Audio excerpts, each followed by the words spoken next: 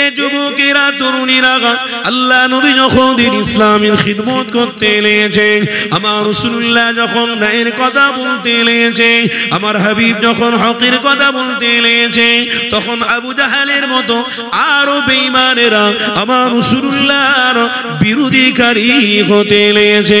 আমার হাবিবকে মার্ডার করে ফেলবে, আমার হাবিবকে মেরে দেবে। এ যুবকেরা তাদের মধ্যে গোল মিটিং হতে লেগেছে, সমালোচনা হতে লেগেছে, এই মুহাম্মদকে আগে বাড়ানো দেওয়া যাবে না। এ যুবকেরা তরুণীরা ইতি সময়ে আবু জাহেলে সহ্য হচ্ছে না, আমার ক্ষমতাটা চলে যাবে, মুহাম্মদ যেভাবে প্রচার করতে লেগেছে আমার ক্ষমতাটা হারিয়ে ফেললে দেবো, আমার ক্ষমতার কোনো অস্তিত্ব থাকবে না। এ যুবক তরুণীরা আল্লাহ নবী দোজাহানের সুলতানের বিরোধীকারীরা চক্রান্ত করে করে আমার নবীর বিরোধী করতে রয়েছে।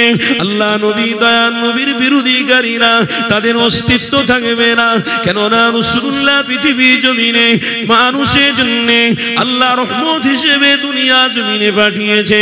আল্লাহ নিজে কোরআনে জানিয়েছে, আমি আমার হাবিবকে পাঠাচ্ছি, আমার হাবিবের পিছনে পিছনে রহমত আমি আল্লাহ দিচ্ছি। আমার হাবিব জমিনের মধ্যে যাচ্ছে, আমার হাবিবের পিছনে পিছনে উম্মতের কামিয়াবি যাচ্ছে, আমার রাসূল পিছনে পিছনে যাচ্ছে, আমার রাসূল দুনিয়ায় আসছে, আমার হাবিবের পিছনে পিছনে আমার বান্দা বান্দীদের মুক্তির রাস্তা আমি খুলে দিতে লেগেছি। আমার হাবিব দুনিয়ায় যাচ্ছে, তার পিছনে পিছনে আমি আল্লাহ আমার হাবিবের উম্মত উম্মতিদের কামিয়াবি রাস্তা বিস্তার করে দিচ্ছি।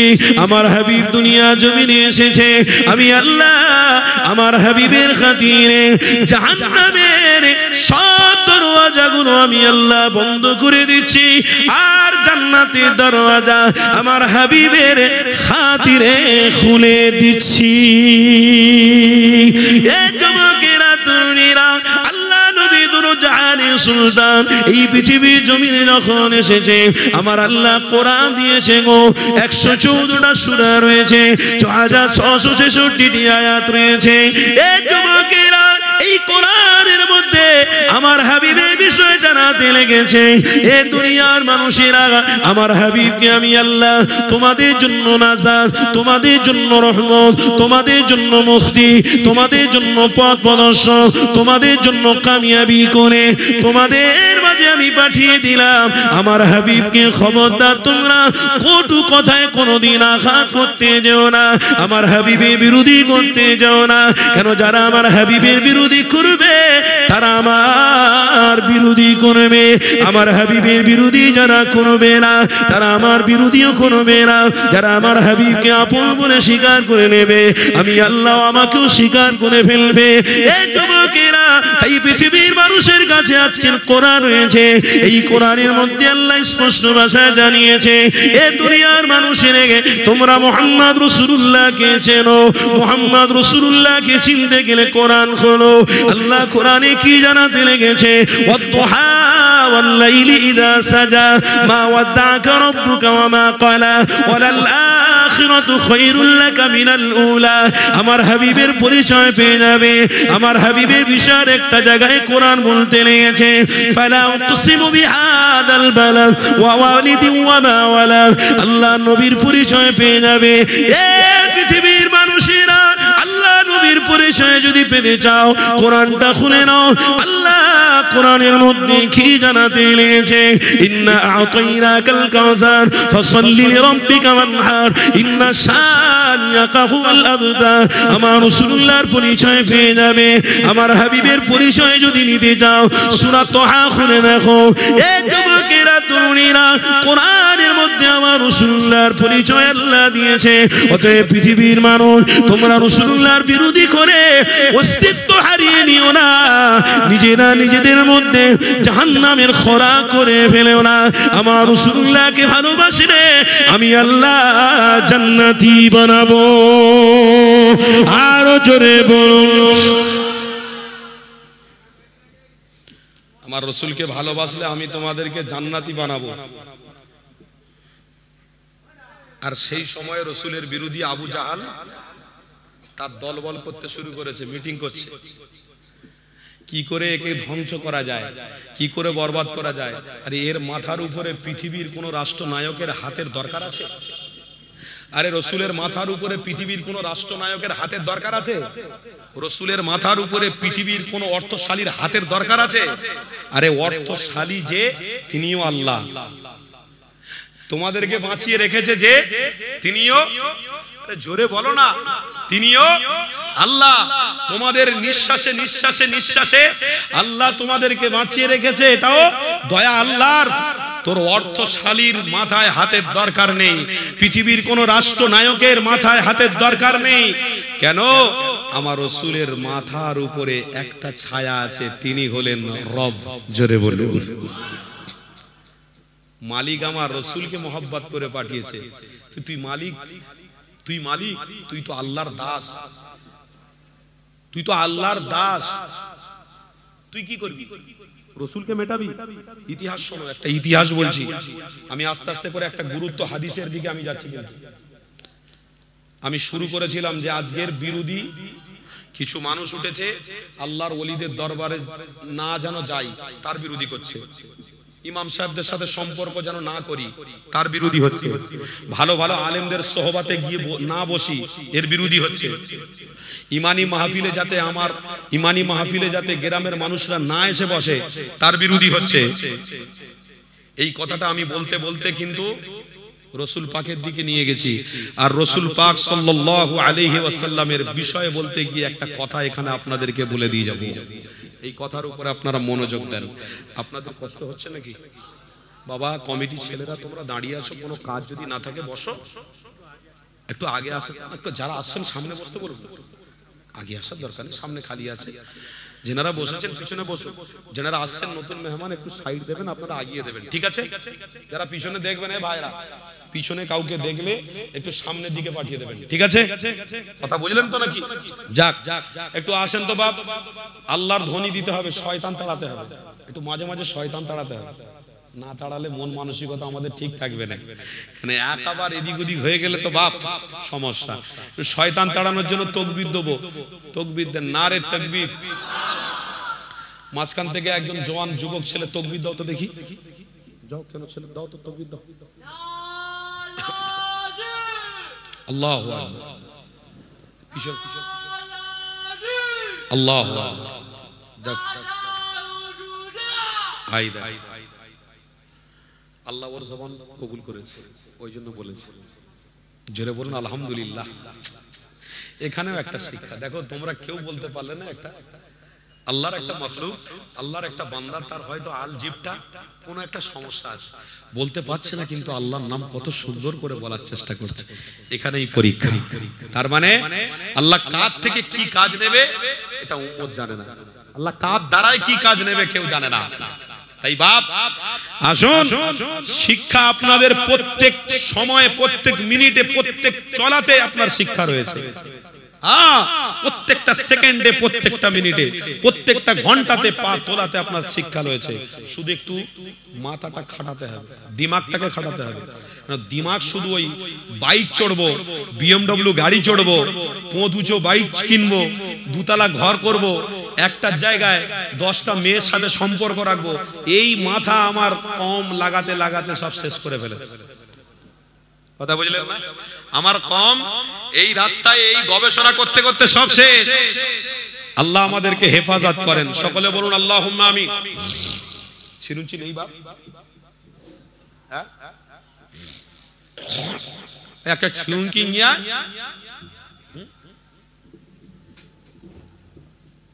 ভাইজানের চিরুচি লাগবে, নিয়ে আয় বাপ।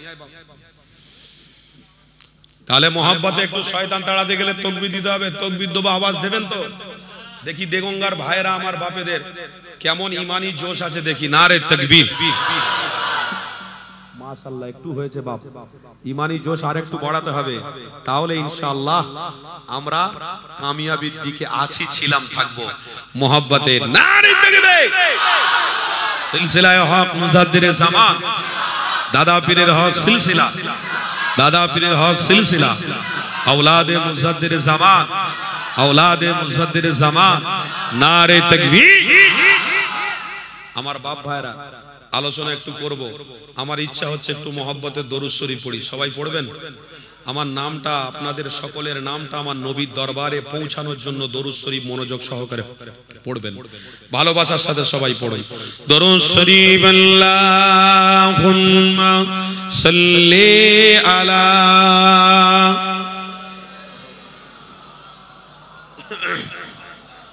মাওলানা ওয়া আলা আলিহি।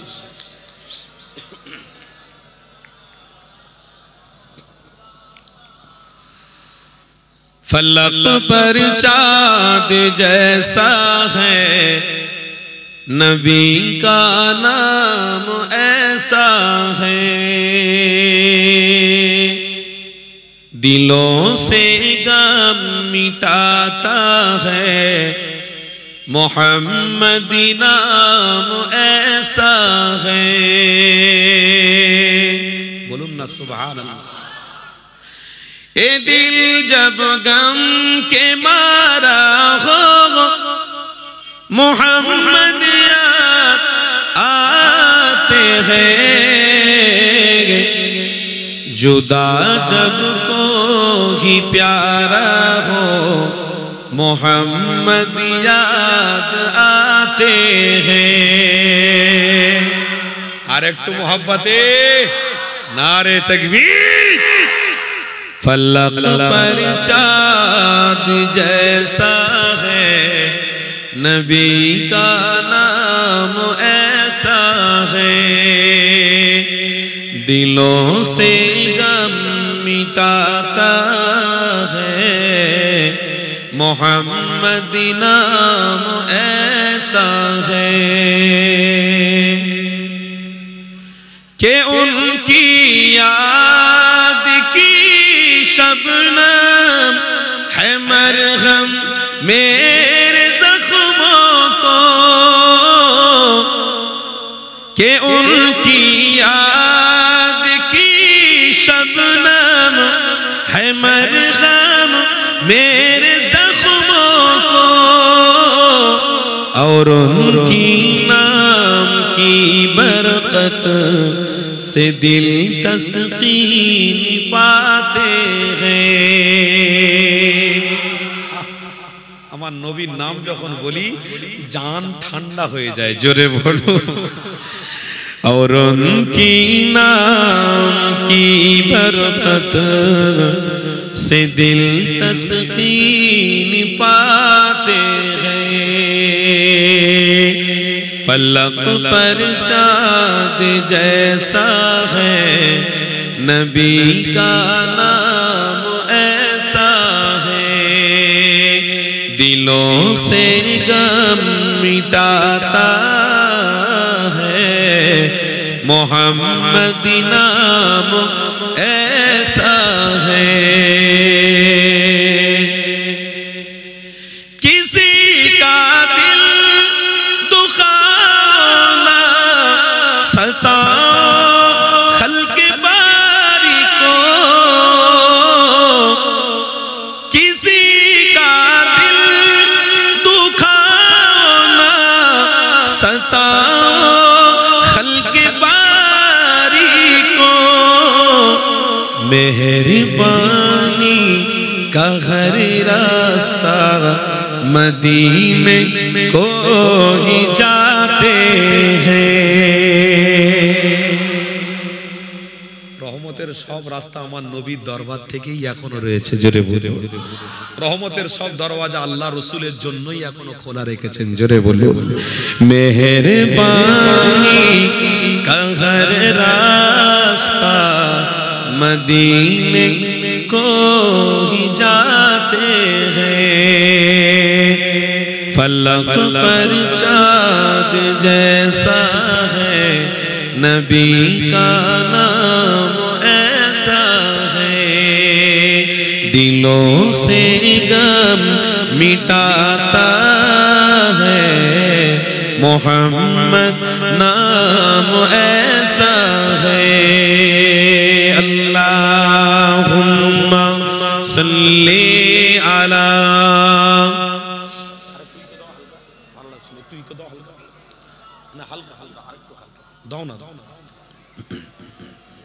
সৈয়দেনা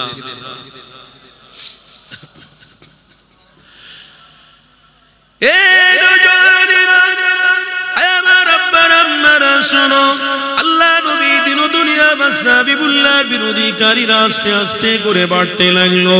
আমার নবী পাকের বিরোধী যারা করতে লেগেছিল তারা কি আজও তাদের নাম ও নিশানা টিকিয়ে রাখতে পেরেছে? বলুন, আজও তাদের নাম নিশানা নাই, সব মিটে গেছে।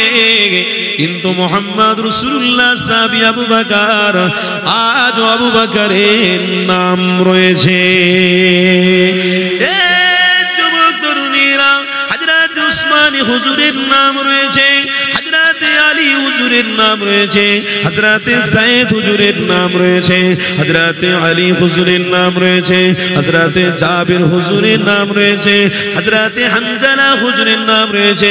প্রত্যেক সাহাবারা আল্লাহ পাক কবুল করে নক্ষত্র বানিয়ে দিয়েছিলেন আমার নবী পাকের আখলাক চরিত্র পেয়ে ভালোবাসা নেওয়ার জন্য।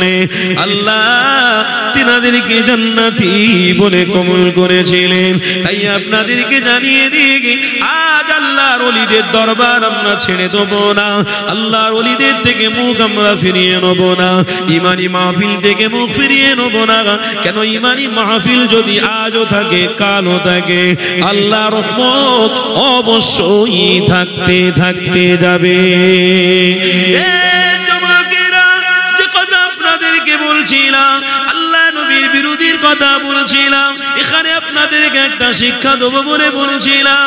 আবু জাহাল আমার রাসূলুল্লাহর বিরোধী যখন করতে লেগেছে, এই যুবক তরুণীরা, ওই সময় আমার রাসূলুল্লাহকে ধ্বংস করে দেওয়ার জন্য আবু জাহাল দল তৈরি করে বলতে লেগেছে, বাবারা কেউ আছো মুহাম্মাদের গর্দানটা নিতে পারবে? কেউ যদি উঠে দাঁড়াতে পারো, আমি তাকে অনেক বড় পুরস্কারে পুরস্কৃত করব। একজন উঠে বীর সৈনিক দাঁড়িয়ে গেল, ওই বীর সৈনিকের নাম হলো উমরে ফারুক। এটা আপনারা সকলেই জানেন। এই উমরে ফারুক দাঁড়িয়ে দাঁড়িয়ে বলছে, মুহাম্মাদের গর্দান আমি কাটতে পারবো, আমাকে অবশ্যই তোমার অর্থ লাগবে। এই মুহাম্মাদের গর্দান কাটার জন্য যখন উটের উপরে সাওয়ারি হয়ে রাস্তা অবলম্বন করতে লেগেছে, হঠাৎ করে একজন নবীর প্রেমিকের সাথে উপরের সাথে দেখা। আল্লাহ নবী সাহাবীর সাথে যেই দেখা হয়ে গেছে, উমরে ফারুক রাদিয়াল্লাহু তাআলা আনহু আল্লাহ নবীকে কতল করতে যাচ্ছিল। কথাটা সেখানে শুনতে পেল, আর রাসূলুল্লাহকে তুমি কতল করার আগে তোমার নিজের বোন বোনায় ইসলামটাকে কবুল করে নিয়েছে। যুবকেরা, এই কথাটা শুধু বলা ছিল, এই কথাটা যেই না বলে ফেলেছে, আল্লাহ নবীর দরবারে আর গেল না।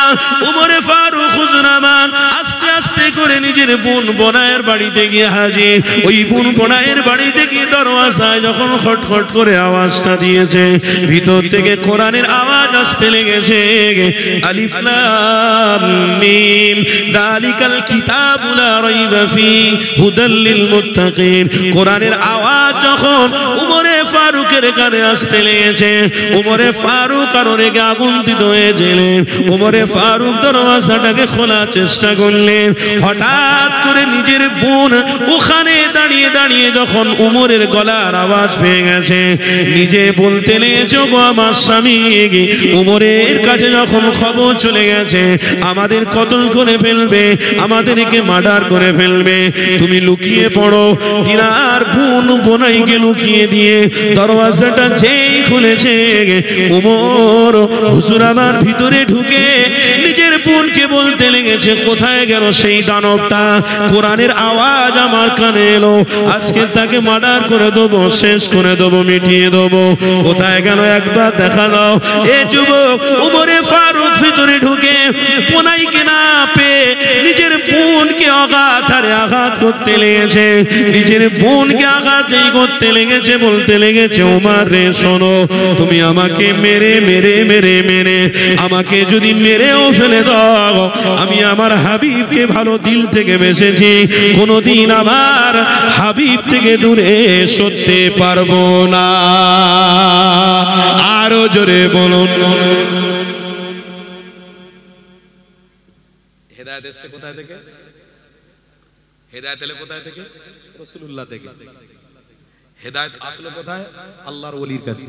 হেদায়েত আসলো কোথায়? গ্রামে মসজিদ, ইমাম সাহেব। হেদায়েত আসলো কোথায়? গ্রামে মাহফিল। একবার জোরে বলুন, হেদায়েত আসছে। আচ্ছা, আবু জাহাল বিরোধী, আজও সেই বিরোধী আছে।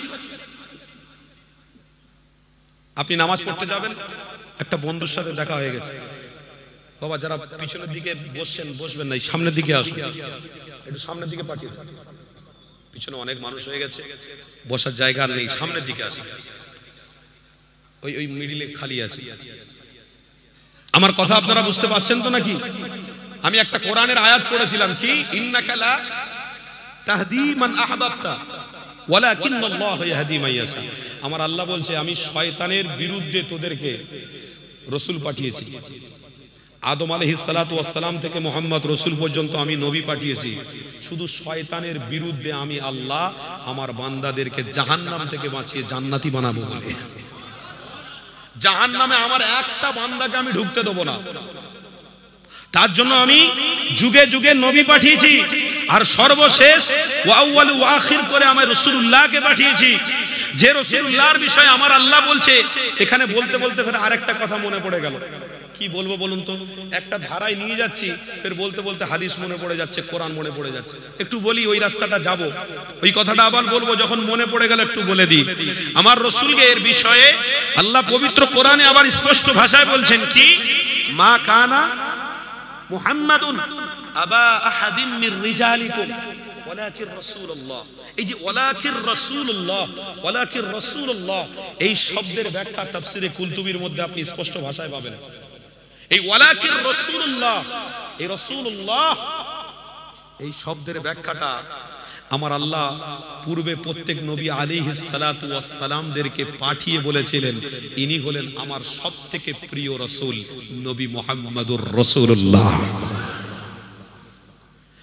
তাওরাতের মধ্যে এসেছে, যে তাওরাত কিতাব আমার রাসূলের হযরতে মুসা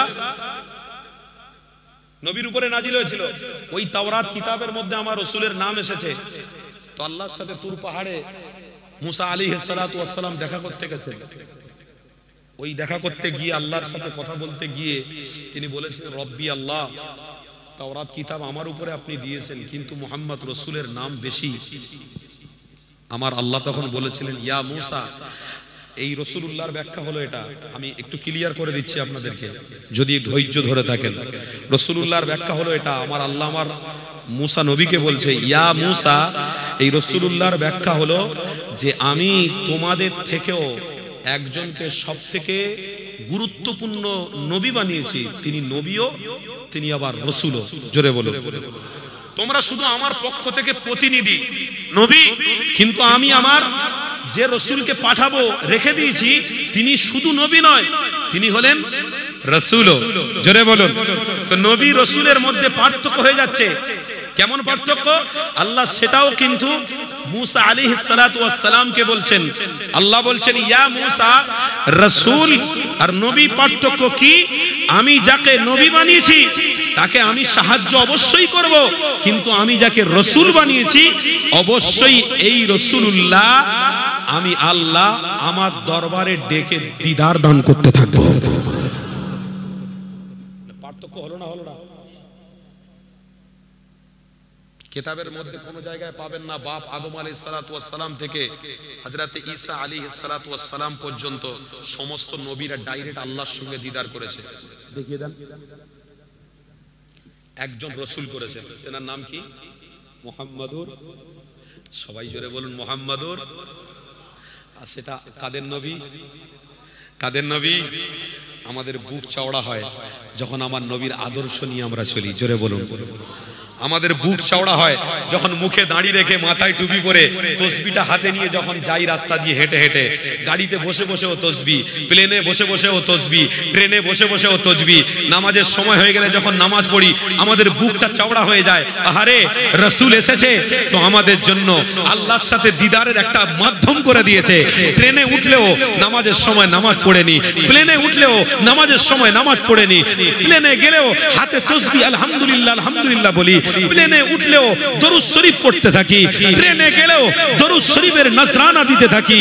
এ যুবক, আমাদের বুকটা চওড়া হয়ে যায় যে আমাদেরকে আল্লাহ এমন একটা রাসূল দিয়েছে যে রাসূলের ওসিলায় আমার আল্লাহর দরবারে ভিক্ষা যদি চাই, নবীর ওসিলা দিয়ে যদি চাই, আল্লাহর দরবারে কবুল হতে আল্লাহ দেরি করে না। বুখারী শরীফের হাদিসের মধ্যে আছে, মুহাম্মদ রাসূলের নাম নিয়ে যে দোয়া চাইবে আমি আল্লাহ ওই দোয়াটাকে ডাইরেক্ট কবুল করে থাকি। আজকের কিছু কিছু শিক্ষিত উঠেছে, আচ্ছা আবার নবীর নাম নিয়ে দরুদ পড়ে আবার দোয়া শেষ করতে হবে।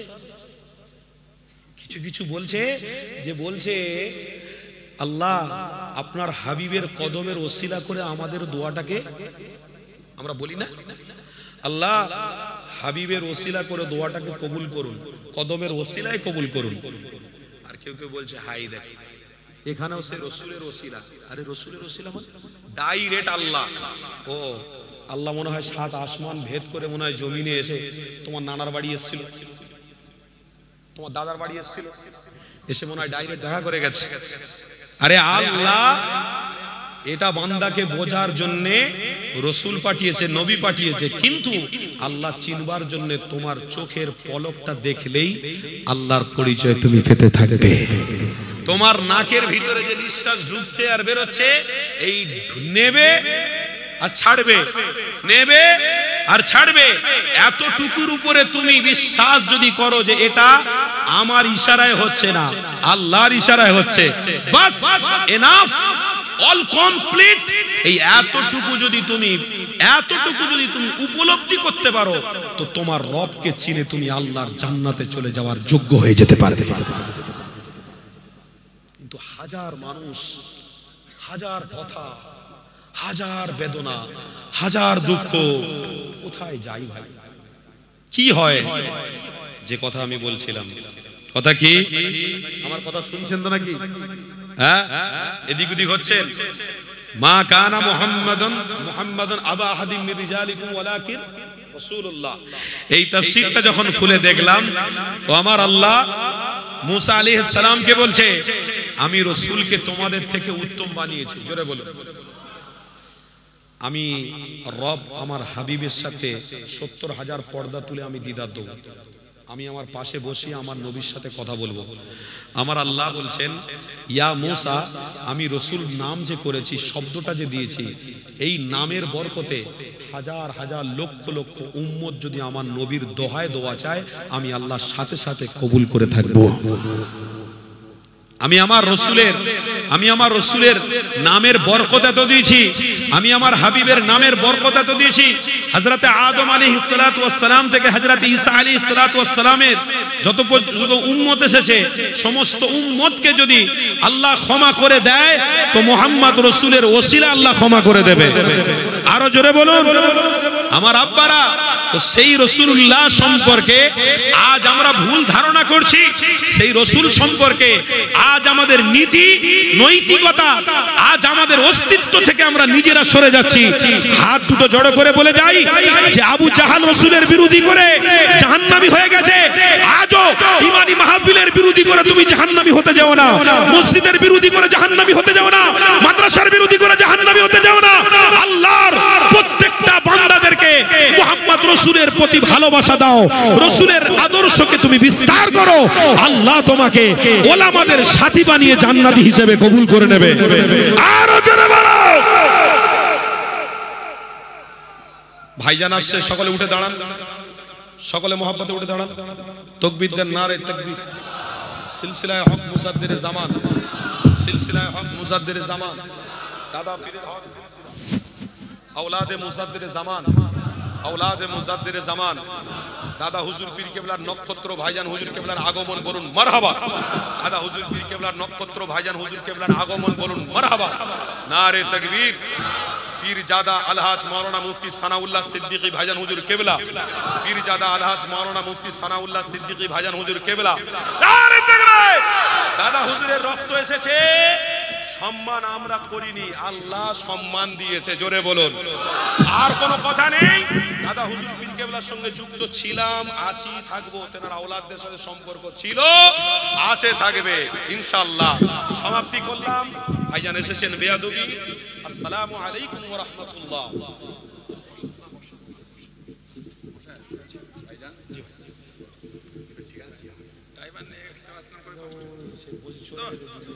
কালকে ছেলিয়ে পুত্র শুনবে গেলাম।